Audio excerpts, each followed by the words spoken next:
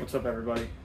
I just kind of want to make a quick little video today going over the competition and kind of the rule set that follows.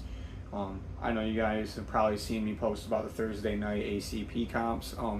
We run those comps on the Reaction RC rule book, and they're actually based out of here in Michigan. Now, I have yet to be there, but we still follow their rule set nonetheless. Basically all of my trucks that you see here right now were based off of their rules. However, they will still fall into the RCM CCA categories as well as SORCA. These aren't necessarily illegal rigs or cheater rigs, except maybe perhaps this one, but we'll go into that a little bit deeper. So real quick, basically, I'm just going to go over class 1, which is the fastest and simplest to go over, box stock. Literally, no modifications. As you pull it out of the box is how you run it. Now, I don't have a truck here to show you a box stock, but I'm sure you can kind of get the idea. Class 2, which is this right here, which is stock frame rails. And no brushless. Basically, all other modifications are allowed. You can cut frame rails for servo clearance to an extent. But this is still, just quickly going over it, it's still a brush setup. This uses the Endura MB100, the Baby Goliath from CCXRC. It's on a Spectrum receiver and transmitter combo, Endura coreless servo. And then I'm running the Endura steering link. Big shout out to Robski Fab for these links. I legit just got these put on like yesterday, and they've been great. I've been testing them on my indoor. I'm really looking forward to running tomorrow.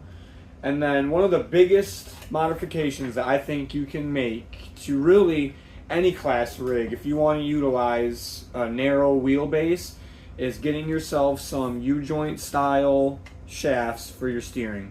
These are stock axle housings that have been dremelled out. I modified the cups on the ends for maximum steering angle, and I threw the deluxe fab shafts in there, and that's what I got. Now, in comparison, I don't really have a great comparison right now. These are the RC all-wheel drive portals, which is a little bit better than stock, I would think, but this is definitely what you want when it comes to competition. A nice underdriven rear, overdriven front, or even just a high percentage underdriven rear will really also help with your turning as well. So that's class 2. Class 3 is your aftermarket chassis. These can have angled skid. You can also run brushless. Give you guys a rundown on this one. Again, huge shout out to Robski Fab. This is his 132 millimeter chassis. With his links, I'm running Boof RC axle housings on these, again with the deluxe fab shafts. Now, that's actually all the turning I can get out of it, because any further and I start hitting my shock. And then just, here's some standard brass upgrades, brass steering link. This is running a Dinky ESC and the Mofo NanoBam V2. It's been a great combo. I've been actually running this I ran it in my other rig for a while. No issues, 3S capable, no complaints. And then I'm also running J Concepts Creep Body. And then these are the LGRP 63 black labels. Oh, another thing, I'm sorry. Tire restriction. 57.2 is max for class 2 per reaction. These are the 55 comp pins. These are 63s, but this is my class 3 rig. Now, class 4, which is basically an outlaw class. Excuse me, an outlaw class. This is the start of my class 4. However, if you go back to some of my older videos, you'll see that I had a Kamak by Patrick's RC.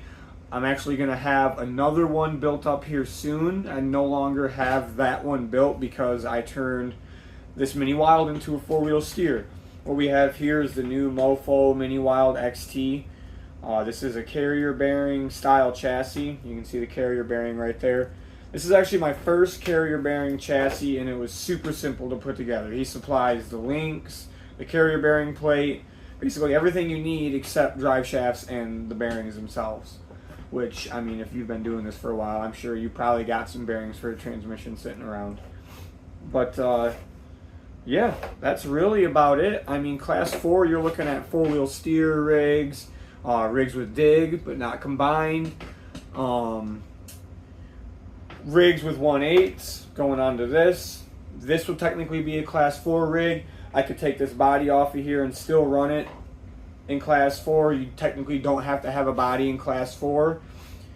But yeah, that's really all it is. There's not a whole lot to it. You're more than welcome to shoot me a message on Instagram if you want a screenshot of that rule set if you're here in Michigan and want to figure out what you need to do to get a rig going, or just check out Reaction's Facebook page. They're always posting stuff. Always got great videos coming out. I really do need to get out there. I haven't been out there yet, but considering I have rigs built around their rule set, there's no reason I can't. But that's really all I wanted to go over with you guys. Just give you a quick little video of how the competitions work. There's not a whole lot to them. When we run ours, the judges, you judge after you run, and that goes for everybody. And yes, that can get a bit confusing, but it also helps everybody understand the rules a little bit more and what it takes to judge. We try to offer everybody the opportunity to winch. We always, set up gates differently every week. We have other people help us with that. It's a super open community, and if you ever have a question, don't be afraid to ask. Don't be afraid to reach out through any of my socials. But that's it. I'll catch you guys in the next one. Episode 5 of the Crawl Vlogs coming soon. Peace.